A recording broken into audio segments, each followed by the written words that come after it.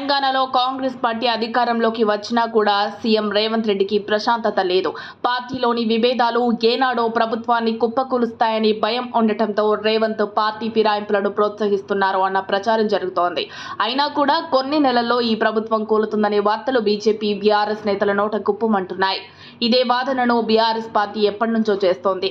తాజాగా బీజేపీ రాష్ట్ర అధ్యక్షుడు కిషన్ రెడ్డి అదే విషయాన్ని చెప్పారు. రేవంత్ రెడ్డి జోలికి తాము వెళ్లమని, కానీ వారిలో వారే కొట్టుకుని ప్రభుత్వాన్ని కూలగొట్టుకుంటారని ఆయన చెప్పడం తెలంగాణ రాజకీయాల్లో హాట్ టాపిక్ గా మారింది. హైదరాబాద్ లోని బీజేపీ ఆఫీసులో మంగళవారం ఉగాది వేడుకలు నిర్వహించారు. ఈ సందర్భంగా కిషన్ రెడ్డి దంపతులు ప్రత్యేక యాగం చేశారు. ఇదే క్రమంలో కొడంగల్లో 2 రోజుల క్రితం సీఎం రేవంత్ మాట్లాడుతూ తన ప్రభుత్వం కూలగొట్టే కుట్రలు చేస్తున్నారని చేసిన వ్యాఖ్యలపై పంచాంగ శ్రవణం అనంతరం కిషన్ రెడ్డి మీడియాతో మాట్లాడుతూ కిషన్ రెడ్డి స్పందించారు. రేవంత్ రెడ్డికి బీజేపీతో వచ్చిన అపాయం ఏమీ లేదు. రేవంత్ రెడ్డి ప్రభుత్వాన్ని మేము ఎలాంటి ఇబ్బందులకు గురి చేయం. కానీ కాంగ్రెస్ పార్టీ నుంచి రేవంత్ కు ప్రమాదం పొంచి ఉందని సంచలన వ్యాఖ్యలు చేయడం రాజకీయ దుమారం రేపింది. రేవంత్ రెడ్డి ప్రభుత్వాన్ని గజ దొంగల ప్రభుత్వంగా వర్ణించారు. తెలంగాణలో దొంగలు పోయి గజ దొంగలు వచ్చినట్లుంది ప్రభుత్వ పాలన అంటూ కిషన్ రెడ్డి ఆరోపించారు.